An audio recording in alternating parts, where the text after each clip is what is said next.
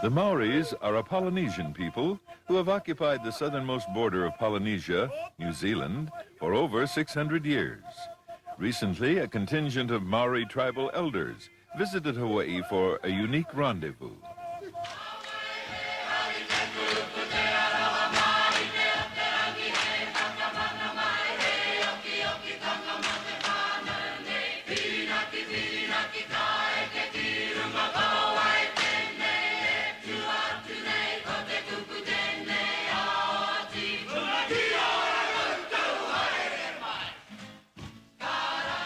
What we saw today was a coming together of two Polynesian cultures who are separated by the vast Pacific Ocean and separated by several centuries. And if you look at the map of the Polynesian Triangle, you'll realize Hawaii is at one point of it and we're at the other point. Today, the 2 points met.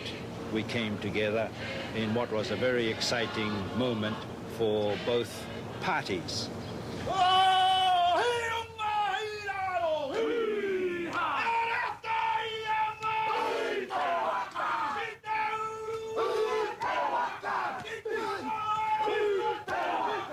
Any gathering which enables the Maori people to meet the tangata whenua, or the people of the land, from here is always something that's looked forward to by our elders who are with us. And so we've had large numbers of Maori people come to Hawaii, but I believe this is the first time that we have met what I might describe as the real people of Hawaii. That is, we've met the chiefly families from all the different island groups. They've come in to meet us and to give us the pleasure of seeing them. And I can assure you that it was a great pleasure for our elders, for our whole group, to look at all the people who are here today.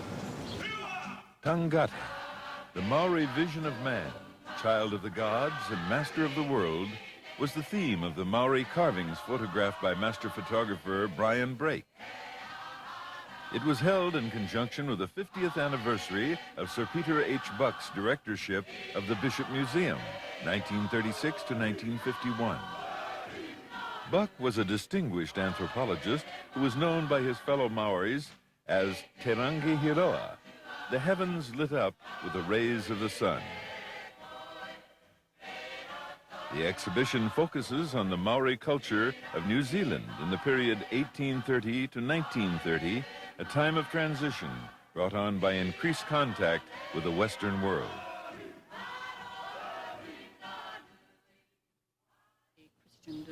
The Honourable Mrs. Whetu Tirikatene Sullivan, member of the New Zealand Parliament since 1967, reflects upon the pattern of Maori culture and its future possibilities.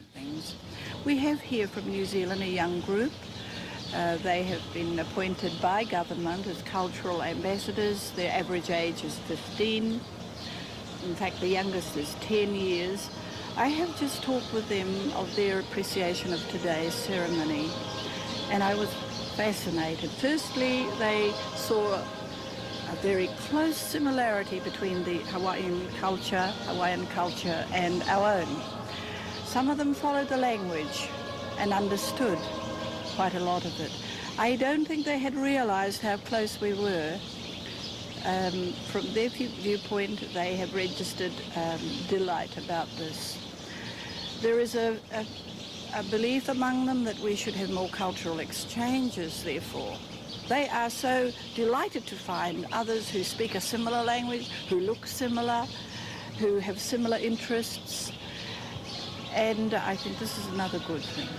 Our art also is very similar, and understandably, for we are of the same origin. What is unique about Maori art is the continuity of the design, the essential design patterns.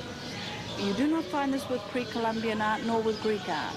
And I think this is the distinction with Maori art forms, that they are continued today in many different forms, whether on fabric, whether in the nephrite, jade, sculpture, wood sculpture, weaving, we have continued the art forms over hundreds of years, adapting them indeed, but nonetheless continuing the basic designs. And this, I understand, is our distinction among many ancient forms of art. Tommy Taurima, Maori Cultural Art Director of the Polynesian Cultural Center at Laie, shares his ancestral knowledge of Maori history and tradition.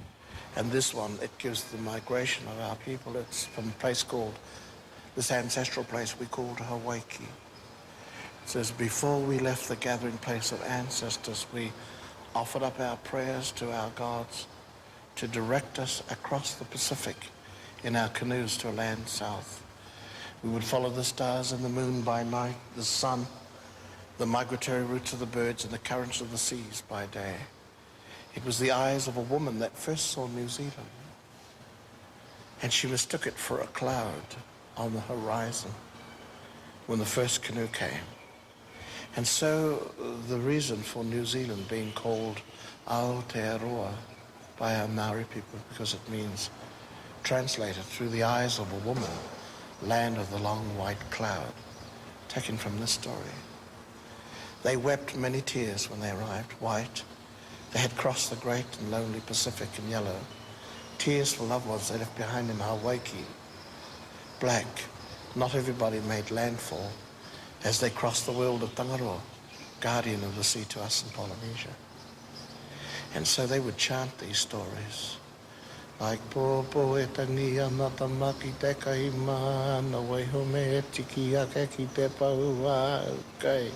Hamai te pakake ki utara, waiu mo tamaki a mauri a mai e tō tipuna e uanuku whakarongo ko te kumara.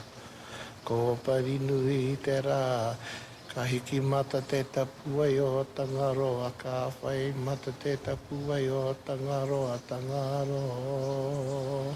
In stories like that, that's just one verse of many verses of an old lullaby that ties in with a kind of story to do with this kind of things. But that's the way our people kept these stories alive, by chanting them. In New Zealand, we have 3 dimensions of our artwork. The carving was one, the painted patterns were another, and the woven panels are another. And you usually find them in the whare runangas or the whare whakairos or the meeting houses or the carved meeting houses.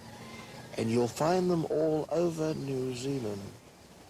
And wherever these buildings stand, they have in them the history of the people of the territory, the descendants of the canoes, their genealogy, recorded inside. Because the patterns and the carvings are not there to make the buildings look pretty or to ornament, to look ornate. They're there because this is the way our people recorded themselves and their history. And so they spoke through the carvings because they're symbols. And there is now a renaissance in the country. Everybody's learning Māoritanga or Maori culture, and they have these kohanga reos where they're now teaching children, preschoolers in school. But I don't know, personally myself, I think they left it a little bit late. Because I've heard a lot of people who've learned to speak from textbooks. And for me, and this is just my own personal feeling, what's left out is the poetry and the magic that went with the spoken language. Because our people spoke all the time, as I said, in poetic prose. When people would say good luck or goodbye, then they would use certain sayings that went with our folklore around our customs. Like if I was to say goodbye to you or say good luck in the future, then I would probably do it like this. Kia hora te marino, kia whakapā pau namu te moana. Kia tere te kāruhirohi I mua I tō huarai. Let the calm be widespread, and let the sea glisten like jade. But may the shimmer of summer dance across your pathway.